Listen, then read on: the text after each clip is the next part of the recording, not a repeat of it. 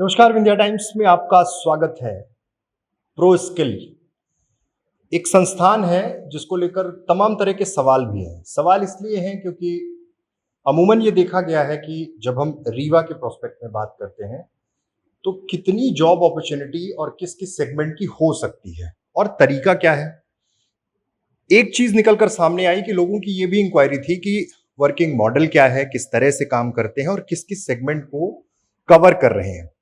हमारे साथ pro skill के संचालक कहें या फिर यहाँ पर तमाम चीजों को जो देख रहे हैं, रामभूषण मिश्रा जी हैं। पहले तो आपका बहुत बहुत स्वागत है जी। बहुत बहुत धन्यवाद आपका। मुझे ये बताइए, जो सबसे बड़ा क्वेश्चन है वो ये है कि मॉडल क्या है, किस तरह से काम करते हैं। Pro skill means what?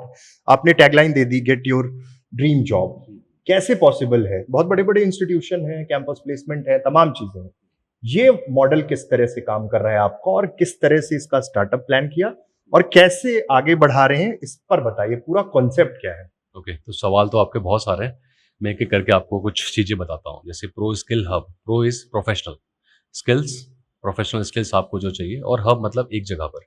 So professional skills आपको एक जगह पर मिल रही है, उसके लिए हो गया prosskillhub.com। और बात करें अगर प्लेसमेंट को लेकर, तो हम कुछ ऐसी कंपनीज के साथ काम कर रहे हैं जिनकी रिक्वायरमेंट्स हमारे पास डायरेक्टली आती है। अब वो टेक्निकल और नॉन टेक्निकल दोनों रिक्वायरमेंट के साथ आता है, जिसमें बच्चे को कम्युनिकेशन कितना प्रिपेयर करना है, किस लेवल का स्टैंडर्ड चाहिए। प्लस टेक्निकल की अगर बात करें तो हम स्पेशली अभी आईटी में काम कर रहे हैं, आईटी इंडस्ट्री के अंदर, जहाँ पर web development, mobile app development, artificial intelligence, data scientist, ये कुछ ऐसी पोजीशंस हैं जो कंपनी में काम करती हैं। तो पर्टिकुलरली इसके अंदर अगर मैं बात करूँ, तो बच्चे जो अभी प्रिपेयर करेंगे यहाँ पर या कर रहे हैं, वो कुछ भी ऐसा नहीं छोड़ते हैं जो उन्हें कंपनी में जाकर काम करने के लिए ज़रूरत हो। यहाँ से वो सब कुछ कवर कर लेते हैं। अगर मैं अपने सिलेबस की बात करूँ या कंटेंट प्रिपरेशन की बात करूँ, तो जो कोर्सेज हैं वो दो पार्ट में डिवाइड होता है। एक होता है कम्युनिकेशन, एक होता है टेक्निकल। कम्युनिकेशन के अंदर बच्चे के पास स्ट्रॉन्ग इंग्लिश होनी चाहिए। अगेन आईटी के अंदर जो क्लाइंट्स हैं, जो कंपनीज़ हैं, वो वेस्टर्न कंट्रीज़ की बेस्ड हैं, तो वहाँ पर आप हिंदी नहीं बोल सकते, तो आपको इंग्लिश अपनी परफेक्ट रखनी पड़ेगी। फिर आप आते हो टेक्निकल में, तो बेसिक एचटीएमएल, सीएसएस या जावा या कोई भी एक लैंग्वेज पढ़ के काम नहीं चलेगा। अब आपको किसी भी टेक्नोलॉजी के अंदर, लेट्स से अगर आप वेबसाइट डेवलपर बनते हो, तो आपको पूरी वेबसाइट कंप्लीट करके उसे डिप्लॉय करना आना चाहिए, मतलब उसे रेडी करके सर्वर पे डालना आना चाहिए। वो पूरी रेडी वेबसाइट होनी चाहिए। अगर आप मोबाइल ऐप डेवलपमेंट में काम कर रहे हो, तो आपकी पूरी ऐप जो है वो काम करती हुई रेडी टू गो होनी चाहिए प्ले स्टोर्स पे जाने के लिए या फिर एप्पल स्टोर्स पे जाने के लिए। अगर उस लेवल पे बच्चा यहाँ पर काम कर रहा है, तो वो सिर्फ फाइनली लास्ट स्टेज पे आकर क्या करता है कि वो काम करते हुए किसी बड़ी कंपनी के साथ इंटरव्यू देता है, और उस कंपनी को जाकर जो काम यहाँ कर रहा था वो नेक्स्ट डे से वहाँ पर वो काम करना चालू कर देता है। इसके पीछे कोई साइंस, ऐसा लॉजिक नहीं बिल्ड हुआ है, राइट? ऐसा कुछ हम मैजिक भी नहीं कर रहे हैं। अगेन जो कंपनी काम कराने वाली है, उस काम को बच्चा पूरे तरीके से सीख ले रहा है। सीख लेने के बाद उस काम को कई महीनों तक यहाँ कर रहा है, और इंटरव्यू देकर जाकर वही काम अगले दिन से कंपनी में चालू कर दे रहा है। दैट्स अ सिंपल फॉर्मूला जो अभी फॉलो हो रहा है। नहीं तो आप सीधे तौर पे ये बताइए, कोई एक स्टूडेंट है, सपोज वो किसी कॉलेज में पढ़ रहा है, ट्रेनिंग मान लीजिए वहां हो रही है, उससे अलग क्या है? फिर आप कह रहे हैं कि आप आईटी एक्सपर्ट बना रहे हैं, वेब डेवलपमेंट करेगा, तो ये जो आपका ड्यूरेशन है, कोर्स का आउटलाइन बताइए ना कि किस तरह से वो करेगा और क्या पॉसिबिलिटी। क्योंकि आपने लिखा है कि first get placed and then pay salary 1.5 to 8 lakh per year. ये कैसे पॉसिबल है? रीवा में कैसे पॉसिबल है? क्योंकि देखिए, अब मैं किसी मल्टीनेशनल कंपनी के बारे में बात नहीं कर रहा हूँ, मैं जिस जगह पे हूँ मैं वहां की बात कर रहा हूँ। एम्प्लॉयमेंट अपॉर्चुनिटी को लेकर बहुत सारे क्वेश्चन मार्क हैं अपने जोन में कि नहीं है। दूसरी चीज, आईटी के लिए तो पुणे, बैंगलोर, दिल्ली, तमाम जगह चीजें पहले वहां ट्राई की जाती, यहाँ से कैसे पॉसिबल होता है? ओके, सो सबसे पहले आपका जो सवाल है कि यहाँ से कैसे कर ले रहा है, तो मैं आपको बताता हूँ कि 40% बेस तो उसका कॉलेज में क्लियर हो जा रहा है। थ्योरेटिकल नॉलेज उसे वहाँ से 40% मिल रही है। अब बात आती है उसे प्रैक्टिकल इंप्लीमेंट करने की, जो कॉलेज में या फिर स्कूल में जहाँ भी वो है, संस्था में, वो कर नहीं पा रहा है। वो यहाँ पर आने के बाद पहले अपना बेसिक स्क्रैच से काम चालू करता है, स्क्रैच से अपना सीखना चालू करता है। और जब वो स्क्रैच से सीखना चालू करता है, मतलब जीरो से स्टार्ट करता है, तो पहले वो थ्योरेटिकल कवर करता है, सेम टाइम पर जो वो पढ़ता है उसे प्रैक्टिकली वेबसाइट बनाने के लिए यूज भी करता है, और स्टेप बाय स्टेप उसको फॉलो करता हुआ छोटी छोटी सी एप्लीकेशंस और वेबसाइट बनाता है। और अलग अलग टेक्नोलॉजीज में जब अपनी वेबसाइट्स और टेक्नोलॉजी में वेबसाइट जब कंप्लीट करता रहता है तो उसको एक्सपीरियंस उस लेवल का होता है। एक ठीक ये बताइए, ठीक है, आपने कहा कि एक फॉर्मेट है जिसपे प्रैक्टिकल बेस्ड ट्रेनिंग है जिसको वो कंप्लीट कर रहे हैं। यहाँ पे कैसे वो फैकल्टीज से कोऑर्डिनेट होता है, क्योंकि आप सीधी सी बात है, मैं जो समझ पा रहा हूँ कि ट्रेनिंग इंस्टीट्यूट है जो परफेक्शन के लिए काम कर रहा है ताकि आप इंडस्ट्री के लिए तैयार हो पाए। तो यहाँ पे क्लासेस कैसे हो पाती हैं उनकी, कैसे फैकल्टीज को जोड़ते हैं, ऑनलाइन जोड़ते हैं या फिर यही सारी चीजें प्रोवाइड कर देते हैं? ओके, सो बेसिक अगर देखा जाए, अगर मैं आईटी वेब डेवलपमेंट की बात करूँ तो HTML, CSS एंड जावास्क्रिप्ट जो बेस है वो यहीं पर फैकल्टी प्रोवाइड कर रही है। फाइनली एक टेक्नोलॉजी जो एडवांस अभी चल रही है, लेट्स से अगर फ्रंट एंड में वो काम कर रहा है तो रिएक्ट JS या एंगुलर पे काम करना है, बैक एंड पे कर रहा है तो Node.js, पाइथन या फिर ऐसी बहुत सारी टेक्नोलॉजीज हैं। तो पहले तो हमारे पास रिक्वायरमेंट आती है कि हमें किस टेक्नोलॉजी में कैंडिडेट चाहिए। उस टेक्नोलॉजी को सेलेक्ट करने के बाद जो उस पर्टिकुलर टेक्नोलॉजी की जो फैकल्टी होगी वो बेंगलुरु, पुणे, दिल्ली की एक्सपीरियंस फैकल्टी होती है जो ऑलरेडी काम कर रही है, जो ऑलरेडी काम कर रही है और जिस लेवल पे मार्केट अभी उस टेक्नोलॉजी पे काम कर रहा है, सेम वो टेक्नोलॉजी पे यहाँ पर बच्चों को पहले theoretical knowledge and then practical करा के उनके साथ गिटहब एक टेक्नोलॉजी प्लेटफॉर्म होता है जहाँ पर कोड शेयर करते हैं, वहाँ पर बैठाकर उनसे टीम में काम कराते हैं और जो लाइव प्रोजेक्ट्स होते हैं उन पे बच्चा फाइनली स्टेज पे जाकर काम करना चालू कर देता है। मतलब ये एक पूरा स्टेप है जहाँ पे जिसकी रिक्वायरमेंट यहाँ पे रही, जो चीज़ें कंटेंट मटेरियल चाहिए वो यहाँ, बाकी आप ऑनलाइन भी लोगों को जोड़ते हैं। एक चीज़ बताइए, अभी जो सबसे बड़ा कंफ्यूजन ये है, एम्प्लॉयमेंट अपॉर्चुनिटी क्रिएट कैसे हो रही है, जो इंडस्ट्रीज आपके साथ, जो कंपनी टाई अप में है वो कैसे टाई अप में आई, क्योंकि ये विश्वास दिलाना यहाँ के लोगों को बहुत ज़रूरी है कि हाँ आपके कॉन्टैक्ट में या फिर आपके साथ एग्रीमेंट में ये कंपनियां हैं जहां से बच्चे प्लेस्ड होंगे, रिक्रूटमेंट होंगे। तो उसके लिए हम थोड़ा पास्ट में चलते हैं। अभी जिस भी बच्चों का प्लेसमेंट यहाँ से हुआ है, किसी को कहीं जाना नहीं पड़ा, सबका इंटरव्यू यहीं हुआ। और जो कंपनीज हमारे पास टाई अप में है, सिर्फ हमारी ज़रूरत नहीं है, 50% उनकी भी उतनी ही ज़रूरत है। बिकॉज कंपनी जब बच्चों को लेके जाती है तो उसे 3 महीना, 6 महीना, 9 महीना, कभी कभी साल भर उसे ट्रेनिंग में रखती है। उसके बाद भी बच्चा पोटेंशियल निकाल कर या फिर अपना कैलिबर उतना शो नहीं कर पाता है, लास्ट में कंपनी को डिसीजन लेना पड़ता है कि इसका प्रोविजन पीरियड के अंदर इसे बॉन्ड को खत्म करके उसे बाहर कर दिया जाए।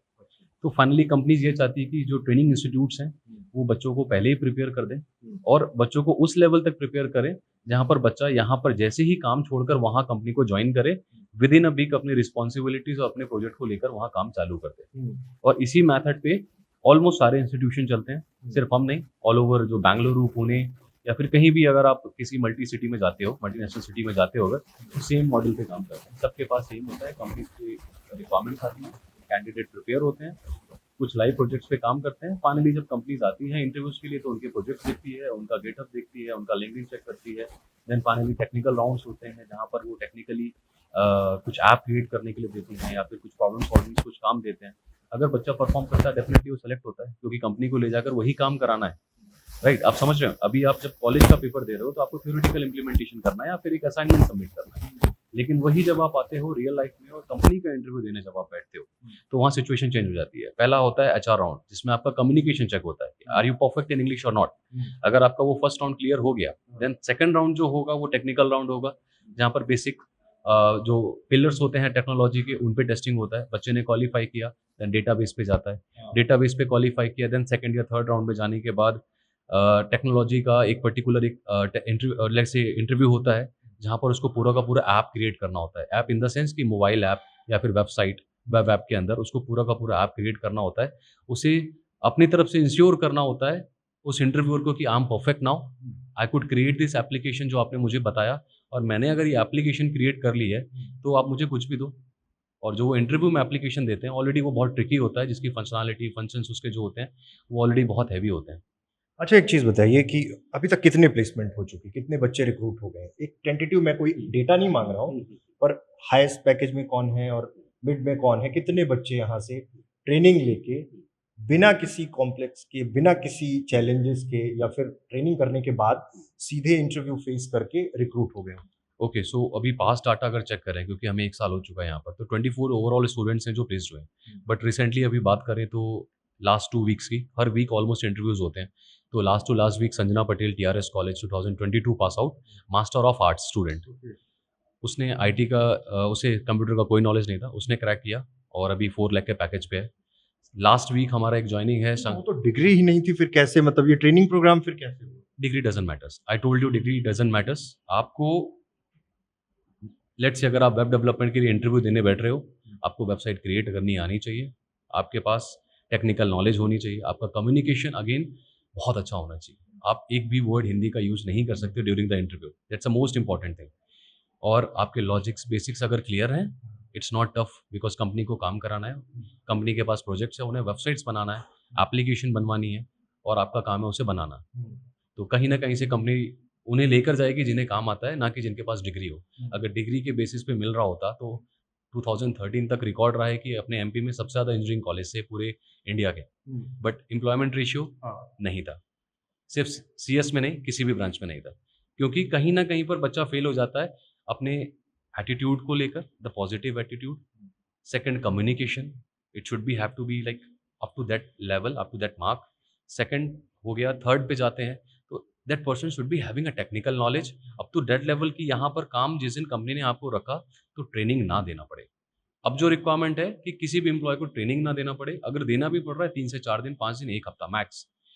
From next week candidate should be like start working, क्योंकि उसको सैलरी पहले देना था 5 से 7 हज़ार या 10 हज़ार, और अब सैलरी कितनी है? अगर मैं 4 लाख बोलता हूँ तो महीने की सैलरी करीबन 30 हज़ार। तो किसी एक एम्प्लॉय को तो आप हायर नहीं करोगे, आपके पास 100, 150, 200 एम्प्लॉयज़ हैं और आप अगर सबको 30 हज़ार रुपये ऐसे ही दोगे और काम आपका नहीं हो रहा है, तो कंपनी ज़्यादा दिन तक नहीं चलने वाली है। एक चीज बताइए, हम जिस जोन में काम कर रहे हैं, आप जिस जोन में काम कर रहे हैं, गारंटी बहुत बड़ी चीज होती है। कोई भी पेरेंट्स अगर अपने बच्चे को इस तरह के किसी भी सेगमेंट में इनरोल कर रहे हैं, तो उनका प्राइमरी फोकस इस पे रहता है कि क्या गारंटी है कि जॉब मिल जाएगी, क्योंकि कॉलेजेस का क्या स्टेटस है सबको पता है। Record engineering college, record students, डिग्रियां, लेकिन सब कुछ एक जगह पे जाके रुक गया। आपने बात की कि यहाँ पे सिर्फ वेब डेवलपमेंट नहीं या आईटी सेगमेंट में एक्सपर्टीज नहीं, साथ ही साथ जिस राउंड को फेस करना है, चाहे वो इंटरव्यू राउंड हो तो वहां पर कैसे आपका पर्सनालिटी डेवलपमेंट, तमाम चीजों पर काम कर रहे हैं। गारंटी जरूरी है पूछना कि कैसे प्लेसमेंट गारंटी हो पाएगी, और अगर ट्रेनिंग करते हुए बच्चा सक्सेस नहीं गेन कर पाया या नहीं रिक्रूट हो पा रहा, तो उसके लिए क्या अल्टरनेट प्लान है और कैसे ये गारंटी देंगे? सो ये मेरे लिए सबसे बड़ा सिचुएशन था जब हम रीवा में आए थे और हमने जब अब ये प्रो स्किल का स्टार्ट किया, तो हमें ये सबसे बड़ा चैलेंज था कि बच्चा सर्टिफिकेट के लिए ऑलरेडी बहुत जगह जा चुका है, स्कूल से सर्टिफिकेट, देन कॉलेज से सर्टिफिकेट, और हमारे पास से भी अगर सर्टिफिकेट लेके जा रहा है तो हम में अलग क्या है। तो इस चीज़ को पर्टिकुलर सॉल्व करने के लिए जो हमने डिस्कशन किया, हमारे CTOs हैं, हमारे जो CEOs हैं, जो अदर IT कंपनीज चला रहे हैं बेंगलुरु और पुणे में, और कुछ कॉलेजेस फैकल्टीज़ हैं जिनसे हमने डिस्कस किया कि कॉलेज में ऐसा क्या नहीं हो पा रहा है, क्योंकि यहाँ कॉलेज में रीवा के कॉलेज के जो डिपार्टमेंट्स हैं वहाँ पे मेरी काफ़ी सीनियर से मीटिंग हुई इसके रिगार्डिंग। तो हमने जो फाइनल डिसीजन लिया और जो हमने प्लान बनाया, वो हमारा जो था वो काफ़ी स्ट्रांग रखा हमने, और उसमें हम अगेन अपग्रेड करते रहते हैं। तो सबसे पहले प्लान हमने ये किया कि हमारे जो टोटल सिलेबस है उसको जितना हो सके उतना डिफरेंट पार्ट में सेग्रीगेट करा, मतलब डिवाइड कर दिया। पहले हमने कम्युनिकेशन को अलग रखा, बिकॉज रीवा के लिए सबसे बड़ी सिचुएशन है कम्युनिकेशन। एक Bagheli accent which affects the communication again, because आपको हर चीज़ रियलिटी में लेना पड़ेगा। अगर आपको पता है मुझे IT कंपनी में या फिर किसी MNC में काम करना है, तो अगेन आपका क्लाइंट जो होगा वो फॉरेनर होगा, वो इंडियन नहीं होगा। Getting my point? तो यहाँ पर सबसे बड़ा सिचुएशन ये होता है कि सबसे पहले कम्युनिकेशन वो बहुत स्ट्रांग होना चाहिए। सेकंड, अब आते हैं टेक्निकल पे। तो टेक्निकल को हमने डिवाइड किया अलग अलग 6 लेवल्स में। पहला लेवल बेसिक्स एंड कॉन्सेप्ट्स, अगर बच्चा एटलीस्ट 85% स्कोर नहीं कर रहा है तो वो सेकंड बैच में कंटिन्यू नहीं करेगा, अगेन वो सेम बैच को रिपीट करेगा जो नया अपकमिंग बैच आ रहा होगा। उसको 85% स्कोर करना हर बैच में मैंडेटरी है क्वालिफाई करने के लिए सेकंड राउंड के लिए या सेकंड बैच के लिए, ठीक है। उसके बाद सेकंड बैच पे पहुंचते हैं, तो second let's say second stage पे अगर जब पहुंचता है बच्चा, तो अगेन अब उसको जो एप्लीकेशन वो बिल्ड करना स्टार्ट कर देता है। अब जब उसने जो ऐप बिल्ड किया है, वो ऐप बिल्ड घर पे भले ही प्रैक्टिस करता रहे, बट अगेन उसको इंस्टीट्यूशन में जिस दिन उसका टेस्ट होगा, जिस दिन उसका राउंड होगा, उसको फिर अपनी जो ऐप है वो जीरो से बिल्ड करनी है, वो पूरा बिल्ड ड्यूरिंग जो ड्यूरेशन हमने दिया उसमें कंप्लीट करके उसको सामने देना है, राइट। थर्ड स्टेज पे जब जाते हैं तो फाइनली आता है दोनों का mixup, communication and technical knowledge. तो बच्चा बैठता है और अपने मॉक्स देता है, मॉक्स जब होते हैं इनिशियल लेवल पे तो यहीं होते हैं, यहीं की फैकल्टी मॉक्स लेती है एंड वो फाइंड आउट करती है कि अभी कहाँ पे लैग कर रहा है, और जिस पोर्शन में बच्चा लैग कर रहा है उसको स्पेशल उस पे टाइम जो है ड्यूरेशन बढ़ा दिया जाता है। लेट्स से उसका कम्युनिकेशन वीक चल रहा है, नहीं कवर अप कर पा रहा है, तो कम्युनिकेशन को और ज़्यादा प्रैक्टिस करेगा और ज़्यादा टाइम देगा। और लेट्स से टेक्निकल पार्ट में कहीं उसको अगर कहीं पर नुकसान हो रहा है या फिर नहीं कवर कर पा रहा है, तो उस पे टाइम ड्यूरेशन बढ़ जाएगा। और जहाँ-जहाँ उसने मार्क्स स्कोर नहीं करा ठीक से या परफॉर्म नहीं कर पाया, अगेन वो रिपीट करेगा उसको। और जब फाइनल स्टेज पे जाएगा, जहाँ पर कंपनी के एचआर्स वो फाइनली जब राउंड लेते हैं, it's not a final company HR round, HRs हैं हमारे पास जो स्पेशली ट्रेन्ड हैं इंटरव्यूज लेने के लिए। देन वो communication plus basic knowledge and concept check करेंगे रियल इंटरव्यू में बैठने से पहले, एंड देन फाइनली सीटीओ जो हैं वो टेक्निकल राउंड लेंगे ये देखने के लिए कि ये बच्चा जो है इस पर्टिकुलर कैंडिडेट इज रेडी और नॉट। और जब वहां से अप्रूवल मिल जाएगा कि हाँ अब ये केपेबल है राउंड क्लियर करने के लिए या कहीं भी ज्वाइन करने के लिए, देन वो फाइनली कंपनी के सामने बैठेगा। क्योंकि अगेन कंपनी ने अगर रिजेक्ट करा तो कहीं ना कहीं पर नाम हमारा खराब होता है, तो हम उस चीज़ को अवॉइड करते हैं कि कंपनी के सामने बच्चा रिजेक्ट ना हो। कुल मिला के आप तपा बहुत देते हैं। सीधी सी बात है कि अगर कोई बच्चा अगर ट्रेनिंग कर रहा है हम्म। और कॉलेजेस में क्या माहौल है सबको पता है, क्योंकि रिसोर्सेज का बहुत रोना होता है, प्रैक्टिकल ट्रेनिंग एक बड़ा मसला है, क्योंकि सिर्फ सबमिशन करना टारगेट नहीं है ना कि हमको डिग्री के लिए बस सबमिट कर दिया, पर अगर उसका प्रैक्टिकल इम्प्लीमेंटेशन नहीं हुआ तो रिजेक्ट ही हो जाएगा। तो ये जो स्टेप है ये रेगुलर फॉलो हुए, मान लीजिए उसके बाद भी, क्योंकि एम्प्लॉयमेंट अपॉर्चुनिटी की बात कर रहे हैं, फर्स्ट बैच में नहीं क्लियर हुआ, तो कितने ऑप्शन आप दे पाएंगे, कितने मौके दे पाएंगे कि आप आगे कंटिन्यू इंटरव्यू लाइनअप हो, क्योंकि कंपनी तो आपके टाई अप में है, उनको रिक्वायरमेंट है वेल ट्रेन्ड प्रोफेशनल की, तो वो आपसे चाहेंगे, तो फिर उसको कितने मौके मिलते हैं? ओके, सो सबसे पहले जो आपने वर्ड बोला तपा देते हैं, तो सच में हम तपा देते हैं, क्योंकि आपको 8 घंटा कंपनी में काम करना है, यहाँ 8 घंटा आपको काम करना पड़ेगा और हफ्ते के 6 दिन आपको काम करना है। ठीक है, तो टोटल जो हम आवर्स कैलकुलेट करते हैं वो 40 आवर्स पर वीक उसका होना चाहिए सबसे पहले। सेकेंडरी, अब बात करते हैं मौके कितने मिलते हैं, तो ऐसा सच कुछ भी नहीं है। अगर बच्चा हमारे पास आया है, मेहनत कर रहा है, might be due to somehow कुछ उसका छूट गया है, उसके लॉजिक्स क्लियर नहीं हुए, कॉन्सेप्ट्स क्लियर नहीं हुए, कोई बात नहीं, उस बैच को फिर से रिवाइज करेगा और फिर नेक्स्ट बैच, वो बैच जब प्रमोट होके नेक्स्ट लेवल पे जाएगा उनके साथ आगे जाएगा। तो ये तो प्रोसेस कंटिन्यूस चलता रहेगा। आप फेल होगे, और मैं कहता हूँ जितना फेल होना है फेल हो, लेकिन तुरंत फेल होने के बाद तुरंत खड़े भी हो जाओ। फेल होकर खड़े मत रहो, डोंट गेट डिसअपॉइंटेड। अगर बच्चे ने फेल होना सीख लिया और फेल होने के बाद तुरंत खड़ा होना सीख लिया, तो उसे तो वैसे भी कोई नहीं रोक सकता, ना कोई उसको हरा सकता है। तो वो कॉन्सेप्ट को मैं पर्सनली खुद के लिए भी फॉलो करता हूँ और बच्चों के लिए भी फॉलो करता हूँ कि हर रोज काम करो। और आईटी के अंदर पर्टिकुलरली मैं आपको बताता हूँ कि आप कोई भी कोड लिख रहे हो या कोई भी प्रॉब्लम सॉल्व कर रहे हो, एक बार में नहीं सॉल्व होगा। सबसे बड़ा चैलेंज है उसे कई बार करना पड़ेगा। शायद एक छोटा सा प्रॉब्लम है, उसको सॉल्व करने के लिए आप सुबह से रात और कई दिन दिन लगा देते हो, क्योंकि आपको प्रॉब्लम सॉल्व करने का मतलब है उस पर्टिकुलर कोड को लिखने का मतलब उस प्रॉब्लम को सॉल्व करना कि वो सॉल्व हो जाए, राइट। तो यहाँ पर बच्चे को हर सेकंड हारना पड़ेगा और हर सेकंड खड़ा होना पड़ेगा, अपने पेशेंस को बनाए रखना पड़ेगा, तभी वो आगे निकल सकता है। और तभी इसी कारण से आपको एक ऑफिस में बैठकर वाइट कॉलर जॉब है, राइट, आपका एक एवरेज सैलरी की मैं अगर बात करूँ, मैं हमारी नहीं, मैं गूगल की बात करूँ, अगर एक जो एनालिसिस है, पहला साल आपको कुछ भी सैलरी मिले, मैं कहता हूँ अगर 10,000 भी कोई दे रहा है कोई फ़र्क नहीं पड़ता। आपके पास अगर 19 महीने का एक्सपीरियंस जैसे ही होता है, 19वें महीने में पहला कॉन्ट्रैक्ट आपका जो साइन होता है मिनिमम 6 लाख का है, 6 लाख रुपए का मिनिमम। और जैसे ही आपको नेक्स्ट 6 मंथ होते हैं उसमें जो अप्रेजल आता है उसमें आपकी सैलरी 10 लाख प्लस क्रॉस करती है। अगर आप अच्छी एमएनसी में हो और एक अच्छी टेक्नोलॉजी पे अगर आप काम कर रहे हो, लेट्स से अगर आप सपोर्टिव में हो कि टेली कॉलिंग हैंडल कर रहे हो या बेसिक कोई बहुत बेसिक प्रोफाइल मिल गया, तो वहाँ पर कोई ग्रोथ नहीं है। लेकिन अगर आप डेवलपर हो, आप डेवलपमेंट का काम कर रहे हो, आप ऐप डेवलपमेंट कर रहे हो, आप वेबसाइट डेवलपमेंट कर रहे हो, तो आप एक चीज़ समझो कि आप जो बच्चा एप्लीकेशन बना रहा है कंपनी के लिए या फिर जो वेबसाइट बना रहा है, उसके लिए कंपनी के पास करोड़ों रुपए आते हैं। शायद नहीं करते हुए भी तो एक वेबसाइट के लिए 4 से 5 लाख रुपए आते हैं कम से कम, और जिसे कंप्लीट करने में हार्डली 7 दिन से लेके 10 दिन लगता है, राइट। और अगर 10 दिन में उस बच्चे ने करा तो 1 महीने में वो 10-10 दिन डिवाइड करके 3 बार एप्लीकेशन क्रिएट करेगा अलग-अलग कंपनी की। तो उसने कितने का रेवेन्यू जनरेट कर दिया? कम से कम 12 लाख रुपए का, जो कि 4 लाख रुपए बहुत छोटा अमाउंट है। करोड़ों में प्रोजेक्ट आते हैं वहाँ पर, इसलिए बहुत बड़ी टीम काम करती है। तो ये बताइए, विंध्य में क्या अपॉर्चुनिटी दिखती है स्टूडेंट्स में? स्पार्क दिखता है क्या? जनरली ये देखा गया कि बच्चा प्रिपेयर हुआ तो पेरेंट्स ने सोचा कि अब इसको भोपाल भेज दो, इंदौर भेज दो, बैंगलोर भेज दो, यहाँ पे वो चीजें नहीं हो सकती। Pro skill gate your dream job, क्या उस पैरामीटर पर आप आ पाए कि हाँ यहाँ के बच्चों को यही ट्रेनिंग देके फिर बाहर भले भेज दें? प्लेसमेंट के लिए भेज दें, क्योंकि कोविड के बाद तो अपॉर्चुनिटी बढ़ी है आईटी सेगमेंट में। तो क्या दिखता है यहाँ के, एकदम फेयर बताइएगा कि यहाँ के बच्चों में क्या वो स्पार्क दिख रहा है आपको? चलो मैं आपको जेन्युइनली अगर बात करूँ, तो बच्चा यहाँ का बहुत टैलेंटेड है, बहुत टैलेंटेड है। सबसे बड़ी जो प्रॉब्लम मुझे लगती है, उसे गाइडेंस नहीं मिल पा रहा है। अगर उसे राइट गाइडेंस मिल रहा है, तो आप खुद सोचो कि मास्टर ऑफ आर्ट्स हाँ। मास्टर ऑफ आर्ट्स का बच्चा आईटी में, वो भी पहली जॉब, उसे कहीं न कहीं पर वो सरकारी नौकरी कर लो, तैयारी कर रहा है, कॉम्पिटिशन में फेल हो रहा है। वो भी बच्चा करेगा जाकर, अगर उसे करना है, आईपीएस बनना है, बनेगा। क्यों? आईटी के अंदर टाइम श्योर है। आपको 8 घंटे काम करना है, आपने वर्क फ्रॉम होम किया या ऑफिस आके किया, आपके पास बहुत सफिशिएंट टाइम है, जाओ 3 घंटा बैठ के पढ़ो। आपको अगर गवर्नमेंट जॉब में नहीं करना है, तो आपको आईटी में भी तो प्रमोट होना है, नई टेक्नोलॉजी सीखनी है, तो डेफिनिटली पढ़ेगा बच्चा, ठीक है?